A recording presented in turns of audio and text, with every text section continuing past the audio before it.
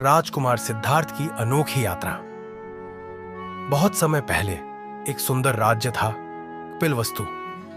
वहां के राजा शुद्धोधन और रानी महामायाओं को एक प्यारा सा बेटा हुआ, जिसका नाम रखा गया सिद्धार्थ। जब सिद्धार्थ पैदा हुए तो पूरे राज्य में खुशियां मनाई गई, लेकिन एक साधु ने भविष्यवाणी की, यह बालक या तो एक महान सम्राट बनेगा या फिर ऐसा महापुरुष जो पूरी दुनिया को सच्चाई का रास्ता दिखाएगा। राजा को डर था कि उनका बेटा सन्यासी न बन जाए, इसीलिए उन्होंने सिद्धार्थ को महल के भीतर ही रखा।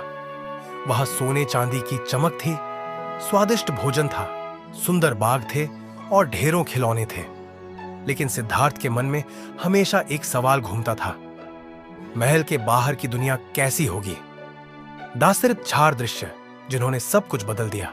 एक दिन जब सिद्धार्थ बड़े हुए तो उन्होंने अपने सारथी पाहन चन्नाम से कहा, मुझे महल के बाहर घूमना है। राजा ने पूरा इंतजाम किया कि सिद्धार्थ को कोई दुखद चीज न दिखे, लेकिन फिर भी उनकी आंखों के सामने 4 ऐसे दृश्य आए जिन्होंने उनकी सोच ही बदल दी।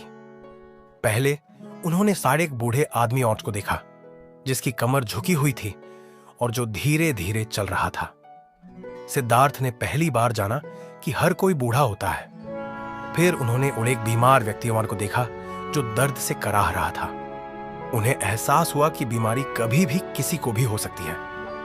तीसरा दृश्य सबसे ज्यादा चौंकाने वाला था। उन्होंने एक मृत व्यक्तिवान को देखा जिसके चारों ओर लोग रो रहे थे। सिद्धार्थ को समझ आया कि जीवन का अंत मृत्यु है।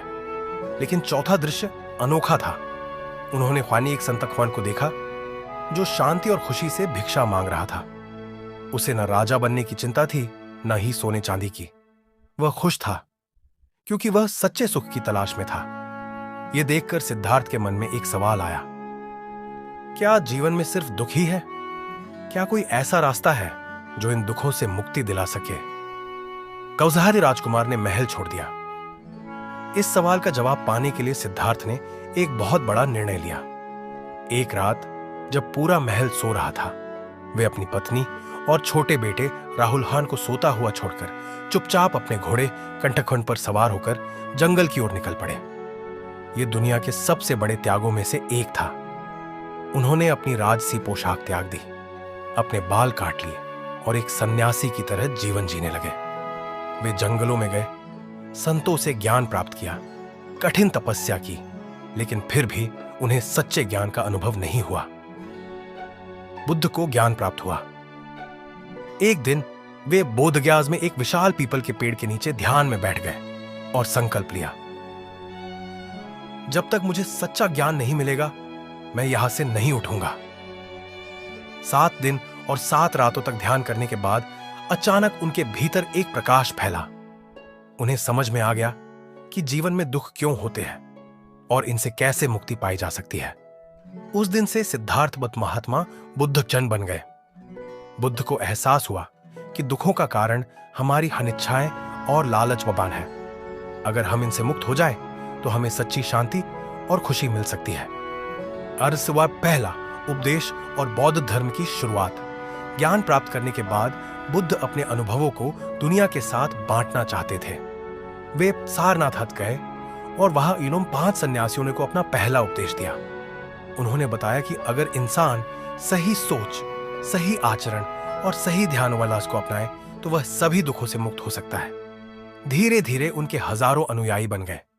बुद्ध ने सिखाया कि अहिंसा, करुणा और सच्चाई ही जीवन का सबसे अच्छा रास्ता है।